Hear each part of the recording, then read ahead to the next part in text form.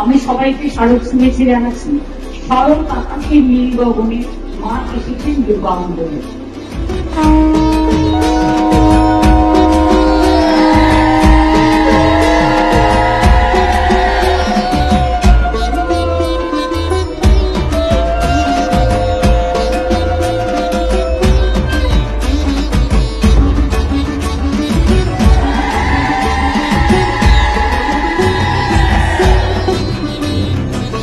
আমরা সবাইকে মনে রেখে পুজোর এই দিনগুলো যাতে সকলকে ভালোবেসে সুন্দরভাবে কাটাতে পারে, সব দুর্গাঙ্গনের মায়ের কিছু ছোট হোক বড় হোক।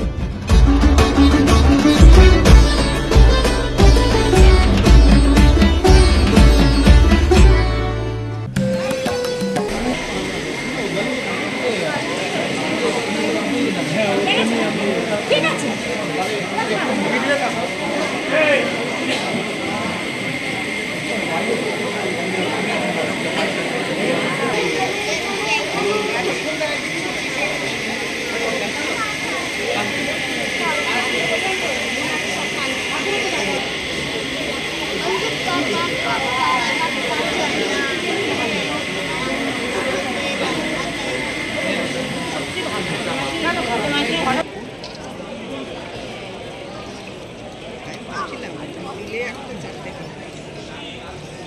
চোখে রাত্রি তুমি ভোরের ফুল ফোটাও প্রভু আলো দৃষ্টি দাও।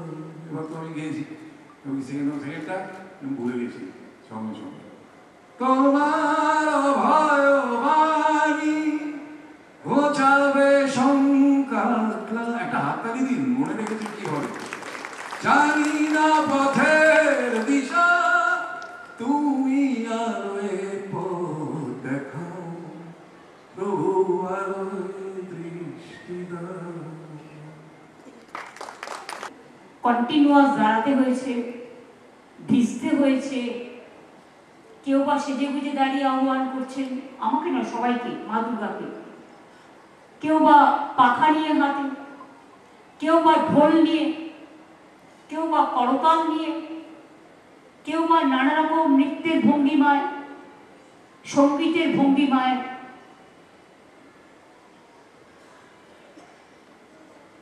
আমি কারিগর থেকে শুরু করে সকল যারা তৈরি করেছে, দেবী মূর্তি থেকে শুরু করে প্যান্ডেল থেকে শুরু করে সবকিছু, এবং যারা আজকের এই অনুষ্ঠানে এই স্বর্ণালী সন্ধ্যায় উপস্থিত হয়েছে, তাদের সকলকে আমার অন্তরে অনেক অনেক শুভ নন্দন, আগাম পুজো শুভেচ্ছা জানিয়ে যাচ্ছি। আমার যেহেতু টাইমে হয় না, সেই জন্য আমি প্যান্ডেল উদ্বোধনটা আজকে, যেমন সুজিতের এখানে এসেছি, তার আগে আমি হাতিবাজার টালাপত্তায় গেছিলাম। কালকে থেকে অ্যাকচুয়াল আমি দেবী পক্ষে মাতৃমূর্তির উদ্বোধন করব। আপনার চণ্ডীপাঠ, এটা আমাদের সিস্টেম। এর মধ্যে নবরাত্রিও শুরু হয়ে গেছে।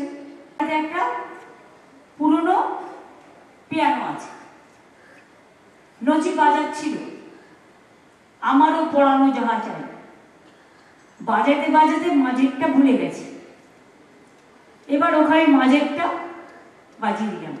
ঠিক কিনা বলো? সুমনদা শুরু করেছিলেন বা নচিকেতা এটাকে প্রাণ দিয়েছিল, এবং ওর অনেকগুলো গান আছে। আমার সবচেয়ে ফেভারিট হচ্ছে বৃদ্ধাশ্রম গানটা, এবং সকলেরই শোনা উচিত, ভালো গান। এটাতে ওর স্পেশালিটি আছে, সবাইকে নিয়েই করেছে। আর কখনো কখনো অনেক গালিগালাজ, মানে গানের মধ্যে, গানের কথার মধ্যে অপ্রিয় সত্য কথাগুলো বলেছে। কখনো কখনো অপ্রিয় সত্য কথা বললে যদি টনক নড়ে, নজর কাড়ে, এবং সেটা শিক্ষামূলক হিসেবে গ্রহণ করা যায়, তাতে কিন্তু অনেক কাজই হয়। যেমন ধরুন, এবার পুজোয়, আগে পুজোয় অনুরোধের আসর হতো, সবাই, সব আর্টিস্টরা পুজোতে একটা করে ক্যাসেট বের করতেন, সিডি, মানে আগে রেকর্ড বলা হতো। সেই গানগুলো শোনার জন্য আমরা ছোট্টবেলা থেকে বসে থাকতাম আর মুখস্থ করতাম। এখন সেই সুযোগ নেই। থিম অনুযায়ী কাউকে না কাউকে দিয়ে গাইয়ে নেওয়া হয়। কিন্তু আমি প্রায় দীর্ঘ 25 বছর ধরে, 25 হবে না, সরি, আমি মেবি 10-11 থেকে অরূপ আমাকে ফার্স্ট ধরে ওর ক্লাব থেকে যে আমাকে একটা থিম করে দিতে হবে মায়ের উপরে। তখন থেকে আমি পুজোর থিম গানগুলো ওদের করে দিই। তার মধ্যে মা গো তুমি সার্বজনীন এই গানটাও যেমন আছে, তেমনি এই পৃথিবী একটাই দেশ এই গানও আছে। জয় মা দুর্গা, জয় মা দুর্গা, জয় মা দুর্গার জয়, জয় বাংলা, জয় বাংলা, জয় বাংলার জয়, এরকম অনেক গানই আছে। এবারেও আমি প্রায় সম্ভবত 17টা গান বেরোবে আগামীকাল মহালয়ের দিন। তার মধ্যে নচিকেতাও একটা গেয়েছে। আইডিয়াটা হচ্ছে, অনেকে বলে তুই কটায় ঘুম থেকে উঠিস? আরে যে রাত 10টায় ঘুমায় সে তো 4টে উঠবে। আবার অনেকে যদি নাইট ডিউটি করে আর রাত্রি 4টে পর্যন্ত জাগে, তার তো সে সকাল 10টা-11টায় উঠবে, এতে অসুবিধা কি আছে? প্রায় 20 বছর হয়ে গেছে, মুড়ি অল্প অল্প খাইতাম কাজে, কিন্তু আমি আমার মতো করে চলি না। তুমি তোমার মতো চলতে পারো না,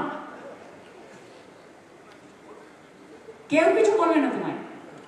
সেই জন্য বলবো সবাই সুস্থ থেকে যা ইচ্ছে করুন, একটু হাঁটা চলা করুন, একটু ঘোরাঘুরি করুন। 14 কিলোমিটার কি, কখনো কখনো আমি 60,000 স্টেপসও করি। ইট ডিপেন্ডস অন, আজকে হবে না, আজকে পুজো প্যান্ডেলে ঘুরবো না হাঁটবো, কোনটা করবো?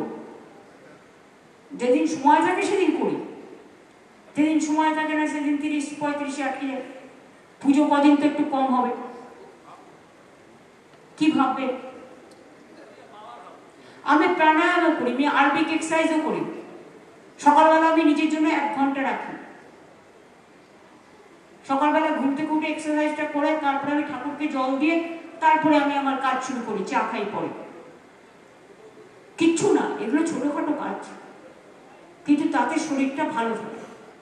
क्या आप लोग नहीं मानते? अगर सुस्त रहता तो सब रहेगा, अगर तबीयत ठीक नहीं रहेगा तो ज्यादा रुपया कमाने से भी कोई फायदा नहीं है।